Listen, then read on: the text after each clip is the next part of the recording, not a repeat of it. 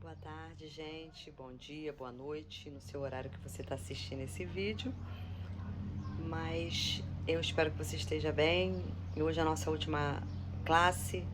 Então vamos orar ao Senhor, pedindo a Deus que o Senhor abra o nosso entendimento e traga as suas revelações para a gente. Senhor, muito obrigada, Deus, porque nós chegamos até aqui. Obrigada pela tua palavra, que é viva, é transformadora e é eficaz. Eu oro para que esse tempo seja um tempo de revelação do Teu Espírito Santo, Deus, em nome de Jesus. Amém. Então, gente, a gente vai estar falando, né, uma nossa última aula, e vamos estar falando que mais cedo ou mais tarde você vai ser chamado para ser pai, né? E quem é pai sabe que não é fácil criar filhos, né? Mesmo quando a gente lê um calhamaço de coisas, a gente lê best-sellers falando sobre filho, a gente continua apreensivo, com medo, inseguro em relação às habilidades, às nossas habilidades, né? Então, como pai espiritual, em potencial, a gente vai sentir a mesma coisa. Insegurança, medo. A gente não está preparado para essa tarefa também, né? Você lembra quando você foi pai ou mãe, se você já é, né? Pai, mãe, você lembra quando você teve que começar a criar o seu primeiro filho? Né? Não foi fácil, né? Foi fácil? Você já sabia de tudo? Certamente que não, né? Certamente teve pessoas ajudando você também. Porque quem tem filho sabe que o primeiro filho dá um medo, um frio na barriga, né? A gente fica assim, será que eu vou dar conta? E no final a gente vê que a gente conseguiu e que a gente aprendeu, né? Mas e um dos maiores catalisadores para a maturidade como cristãos é quando nós nos tornamos pai ou mãe espiritual, né? Isso desafia e muda a nossa perspectiva. A gente pode superar também o nosso orgulho, né, o orgulho espiritual, e experimentar um grande crescimento nessa área. Foi assim que Jesus planejou para a gente, né, para que a gente pudesse crescer em maturidade, né, na maturidade em Cristo Jesus. Eu queria que você se lembrasse que paternidade é uma ideia de Deus, não é nada inventado, a gente não inventou. Essa é uma ideia do Senhor Jesus, né? Uma ideia de Deus como nosso Pai, né? Como é que a gente pode definir o que é um pai espiritual? Né? Primeiro, uma coisa que você precisa se autoavaliar antes que você esteja pronto para se tornar um pai ou mãe espiritual, você deve examinar as suas motivações, né? A paternidade espiritual, na maior parte do tempo, ela ocorre por trás das cortinas, né? Ninguém vai bater nas nossas costas e dizer assim, poxa, que legal, um trabalho maravilhoso que você está fazendo, continue assim, né? Porque ser pai, ser mãe, não é algo que você faz, é algo que você é. Eu não preciso ficar falando para as pessoas que eu sou mãe. Elas percebem quando elas veem minhas filhas ao meu lado, elas sabem que eu sou mãe, né? Então ninguém precisa ficar falando. Então por isso que a maior parte do tempo ela vai acontecer por trás das cortinas. As escrituras elas nos advertem, né, quanto a dar nós mesmos títulos que impressionam, né? No esforço de tentar ganhar a honra e o respeito dos outros, né? Mateus 23:11 diz que o maior entre vós deve ser servo. Então o pai espiritual ele será em primeiro lugar uma pessoa que é um servo, né? Que vai servir. O Paulo ele se autodenominou várias vezes na Bíblia, né, pai, né, um pai. Mas ele usa a palavra pai não para mostrar autoridade, mas afeição, né, para mostrar afeição. Lá em 1 Coríntios, capítulo 4, versículo 14, diz assim, olha, Paulo fala, né, não escrevo estas coisas para vos envergonhar, mas admoestá-los como meus filhos amados. Né? A grandeza de um pai espiritual ela pode ser medida pela atitude de servo e pelo amor. Né? Então, o pai espiritual, ele é chamado de servo antes de tudo, né? Ele também pode ser chamado de mentores ou treinadores, porque estão na condição de ajudar os filhos e as filhas a transpor obstáculos das suas jornadas espirituais, né? Um treinador, ele é alguém que quer ver você vencer. Ele diz que você vai conseguir. O pai espiritual ajuda o filho espiritual a alcançar o potencial dado por Deus. É simples, mas é profundo, né? O pai espiritual, ele também vai ensinar verdades bíblicas. Ele ama seu filho e encoraja gentilmente a se mover na direção certa, né? Enquanto prossegue nessa caminhada, nessa jornada. Paulo, ele mostrou o quanto ele amava os crentes de Tessalônica, como da igreja de Tessalonicense, como um pai espiritual por meio da sua carta. Lá em 1 Tessalonicenses, capítulo 2, versículo 7 e 8, ele diz, olha, fomos bondosos quando estávamos entre vocês, como uma mãe que cuida dos próprios filhos, sentindo assim tanta perfeição por vocês que decidimos dar-lhes não somente o evangelho de Deus, mas também a nossa própria vida, porque vocês se tornaram muito amados por nós. Paulo, ele estimava as pessoas que ele tinha mentorado, né? Mentoreado como uma mãe gentil, carinhosa. E eles sentem, né? Os as pessoas de Tessalonicenses, eles sentiam e respondiam esse amor. Eles sabiam quão genuinamente eles eram amados e aceitos. Como um pai espiritual maduro do seu lado, né, do lado de um filho, ele vai se tornar forte e ele vai aprender de maneira rápida e natural, pelo exemplo. Ele vai olhar para o pai espiritual dele e ele vai querer imitar esse pai espiritual, né? Quais as semelhanças que nós vemos de um pai natural e um pai espiritual? Do mesmo modo que a paternidade natural ela é transmitida, ela é ensinada, a paternidade espiritual também precisa ser transmitida, precisa ser ensinada. Então, quais são as semelhanças? Tá? O pai espiritual, os pais, eles demonstram amor. Você que tem filho, você demonstra amor para o seu filho. Por quê? Porque um ambiente de amor ele vai ajudar a desenvolver o caráter do filho. O que a gente vê muitos filhos por aí que estão com caráter distorcidos.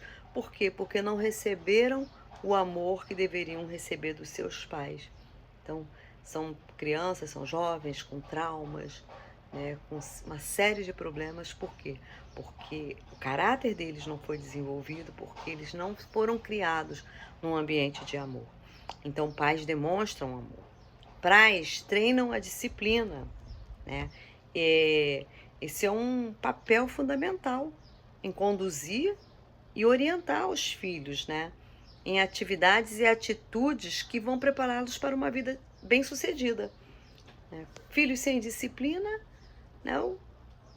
Quais são os problemas que nós vemos com uma geração que não foi disciplinada pelos pais e pelos filhos? Rebeldia, né? Uma geração que quer fazer o que ela quer. Então, o pai, ele precisa disciplinar. O verdadeiro pai, ele aceita a sua responsabilidade pelos seus filhos. Ele quer disciplinar, porque isso é bíblico. E um pai espiritual, ele também vai criar seus filhos de tal maneira que eles se tornem maduros e bem-sucedidos espiritualmente. Pais, eles garantem provisão. Prover significa suprir. E o que o pai espiritual provê para os seus filhos, né? A gente fala de um pai natural, né? Ele provê comida, ele provê roupa, ele provê vestimentas, estudos. E o que um pai espiritual pode prover para os seus filhos? Herança espiritual. Uma herança que só pode ser transmitida para seus filhos espirituais. Então, um pai espiritual, ele transmite herança espiritual. Pais reproduzem, né? No sentido mais básico, né, da compreensão, os pais naturais são homens que têm contribuído fisicamente para criar uma nova vida, certo? Então, pais espirituais, eles dão vida espiritual a novos filhos na fé, quando eles se tornam vasos por meio dos quais esses filhos nascem de novo, né? Pais, eles abençoam e partilham, né?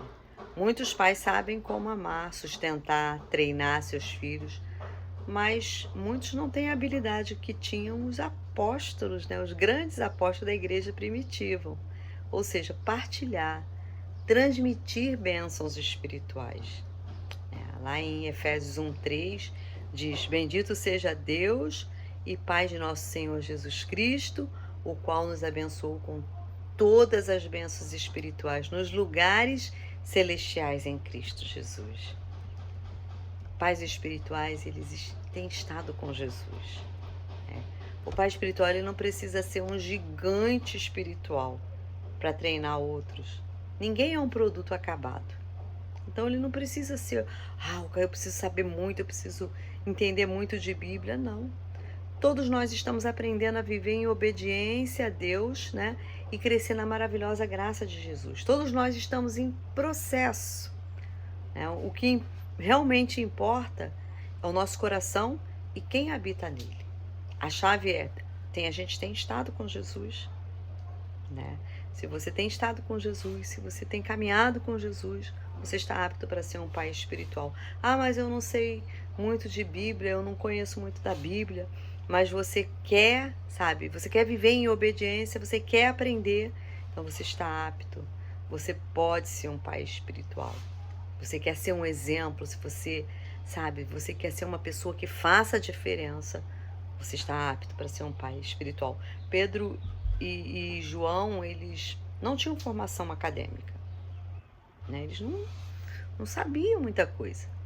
Mas quando eles estiveram lá diante do Sinédrio, né, eles falaram com tanta fluência para os líderes religiosos, que lá em Atos 4:13 diz que, vendo a coragem de Pedro e João e percebendo que eles eram homens comuns e sem instrução, ficaram admirados e reconheceram que eles haviam estado com Jesus.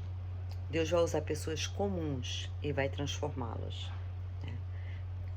Crescimento espiritual significa reconhecer a Deus, que Deus nos chama para determinado propósito e para vencer as adversidades por meio do poder do Espírito Santo. Deus vai usar a gente em qualquer estágio da nossa caminhada cristã, se a gente lhe der permissão. Você não precisa ter, eu preciso ter 20 anos de igreja, eu preciso ter 10, não. Deus vai usar você em qualquer estágio da sua vida cristã. Se você der permissão ao Senhor, Ele vai usar você. Ele vai usar você como exemplo, Ele vai usar você para abençoar outras vidas. Então esteja conectado com o Senhor. Um outro aspecto é que pais são modelos, né? Modelos como? Pelo exemplo. Jesus serviu como modelo para os pais espirituais, né? Embora ele ministrasse as multidões, ele passou a maior parte do seu tempo com 12 homens. Ele sabia que os valores do reino eram aprendidos de forma melhor na prática do que na teoria.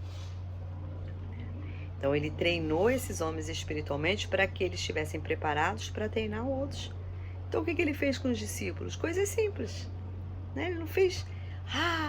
Às vezes Jesus parava e vamos lá ensinar, mas ele pescou, ele caminhou com eles, orou com eles, chorou, se alegrou, né? Os discípulos perguntaram, Senhor, como é que a gente deve orar? E ele ensinou a oração para eles, né? De repente você vai ensinar aquele novo na fé, ele, eu não sei como orar. Você vai mostrar para ele, olha, aqui o Pai Nosso, foi assim que Jesus ensinou para os seus discípulos. Ele se alegrou com os discípulos, né?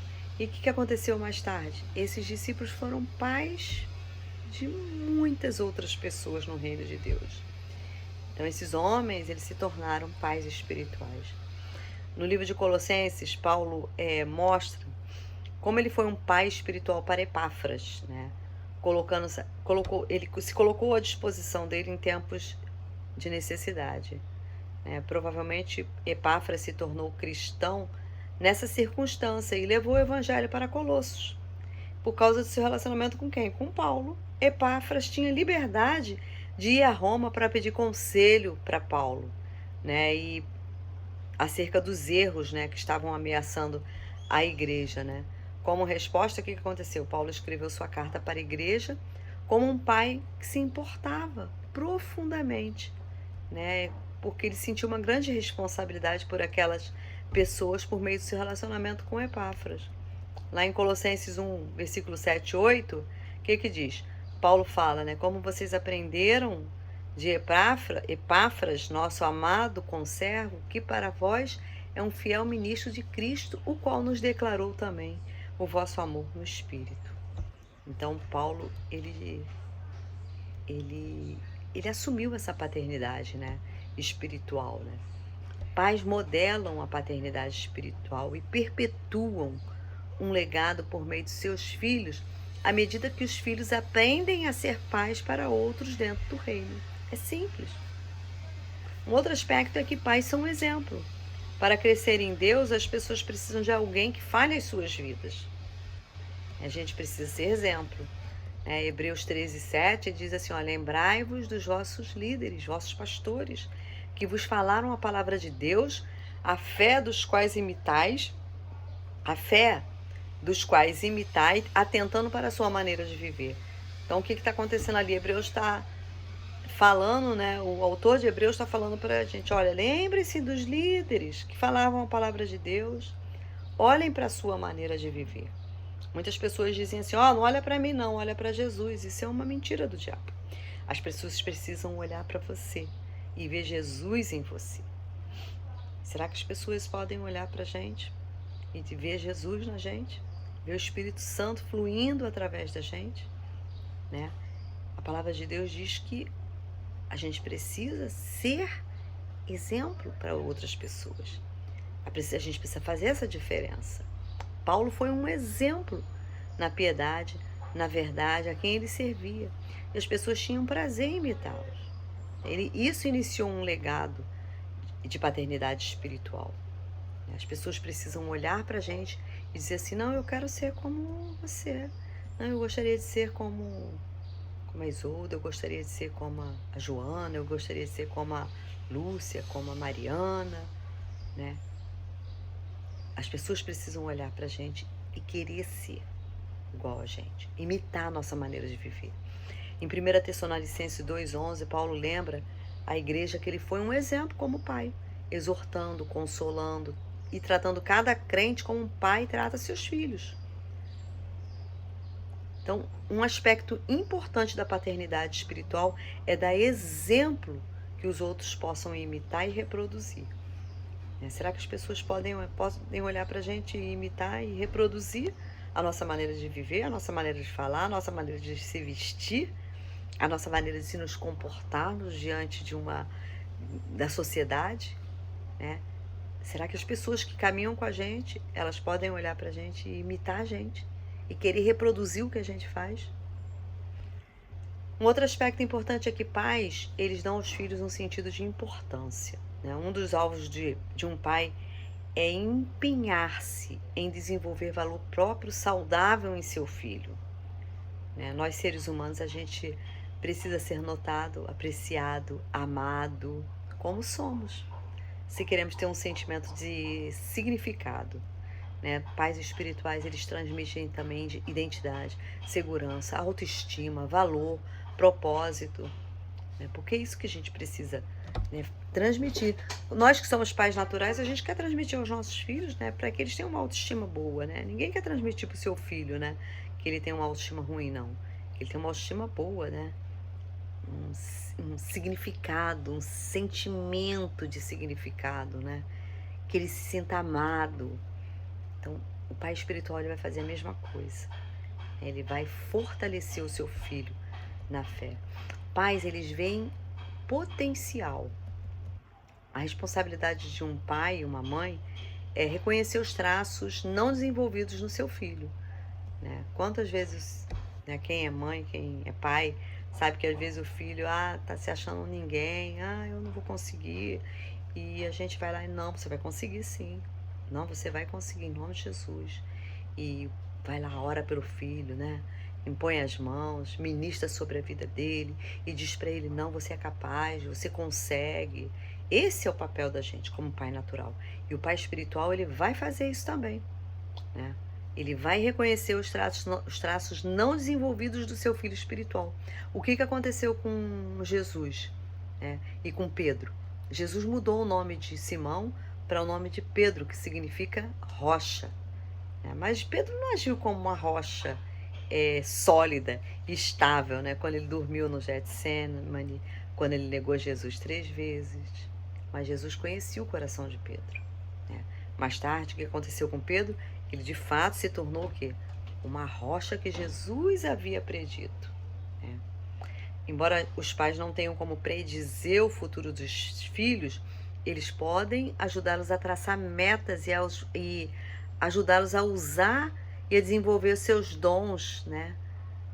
Agora, para que Deus possa usá-los no seu serviço de maneira plena no futuro. Então a gente pode fazer isso, para que nossos filhos se transformem, nossos filhos espirituais, os nossos filhos naturais, eles se transformem como uma rocha, né? Uma rocha inabalável, né? Que eles cresçam pessoas que, saibam a quem eles estão servindo. E por onde a gente pode começar? Comece onde você está. Talvez você nunca teve um pai ou uma mãe espiritual. Mas eu nunca tive, eu nem sei como é que é. Isso não significa que você não possa se tornar um. Se você esperar até achar o momento, não, eu vou esperar até o momento eu estar preparado, provavelmente isso nunca vai acontecer. Você não precisa ser perfeito. Você precisa ser fiel e obediente. A Madre Teresa de Calcutá, uma certa vez, ela disse: Deus não exige que eu seja bem-sucedida. Deus exige que eu seja fiel.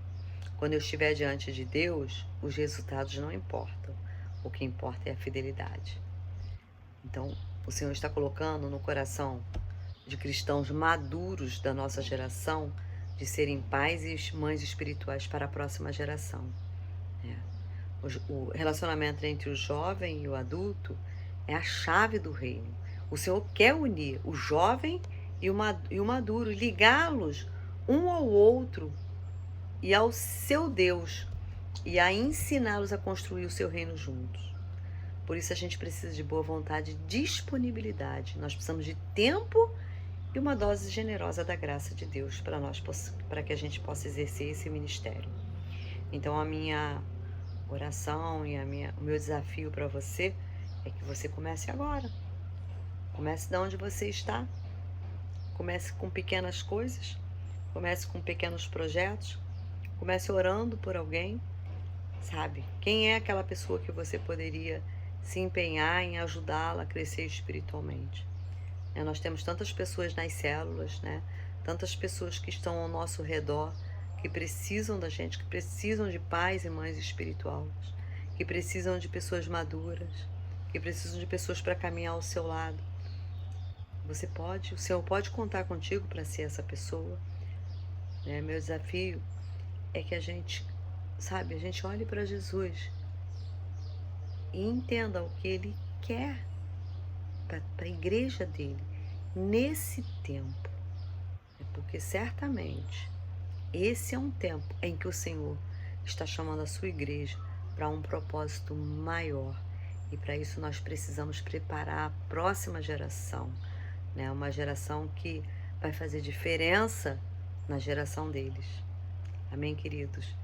E a minha oração é que Deus, realmente, o Espírito Santo, fale ao seu coração e que você esteja disponível para ser usado pelo Senhor. Deus, eu te agradeço por esse tempo, te agradeço, Senhor, porque o Senhor está conosco, porque o Senhor é o nosso Pai.